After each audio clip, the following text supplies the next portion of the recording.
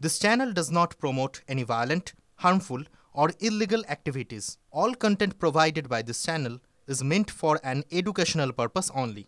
Cancer Healer Center, a new beginning. রামনবমীতে অশান্তির আশঙ্কা, প্রস্তুত কলকাতা পুলিশ। একাধিকবার রামনবমী নিয়ে বৈঠক হয়েছে, সবদিকে নজর রাখা হচ্ছে, যথাযথ পদক্ষেপ করা হবে জানিয়েছেন কলকাতার পুলিশ কমিশনার মনোজ বার্মা।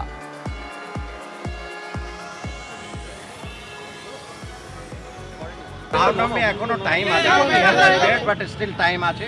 আমরা প্রিপারেশন করছি, বিভিন্ন জায়গায় আমাদের মিটিং হয়েছে, এ নিয়ে অনেক ডিসকাশন হয়েছে অ্যান্ড কারেন্ট যে সিচুয়েশন আছে তার উপর আমরা নজর রাখছি and we'll take adequate measures.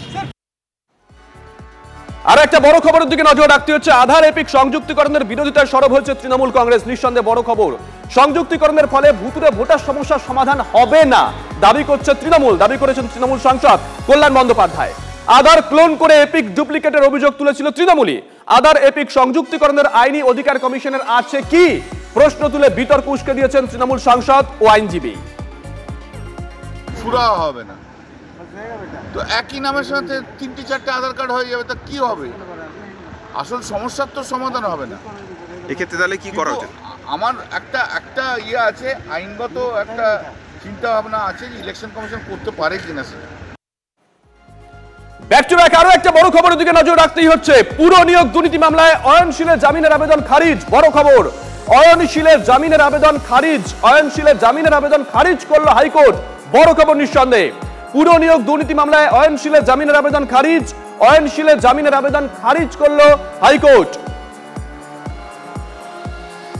Srabanti আমাদের সঙ্গে টেলিফোনে রয়েছেন, আমাদের সহকর্মী। শ্রাবন্তী, অয়নশীল এসেছিলেন জামিন চেয়ে। তার বক্তব্য ছিল যে 2 বছরের উপরে অতিক্রান্ত হয়ে গেছে, তার জামিন কেন নয় এই প্রশ্নই রেখেছিলেন। সিবিআই এদিনকে যাবতীয় কেস ডায়েরি নিয়ে আসে এবং সেখানে জানায় যে 17টি পুরসভার দুর্নীতিতে তারা তদন্ত করছে। সব থেকে চাঞ্চল্যকর যে মাত্র একটি, প্রায় 2 বছর কেটে গেছে, মাত্র একটি পুরসভার তদন্ত আপাতত শেষ হয়েছে। দক্ষিণ দমদম পুরসভার তদন্ত শেষ করা হয়েছে। যেহেতু অয়নশীল এই গোটা এই ওয়েমার ম্যানিপুলেশনের জন্য মূল পান্ডা হিসেবে ছিল, তাই যদি তাকে জামিন দেওয়া হয় তাহলে বাকি তদন্তর ক্ষেত্রে প্রভাব পড়বে।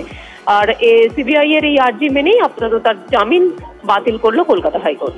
শুভজিৎ, ধন্যবাদ শ্রাবন্তী।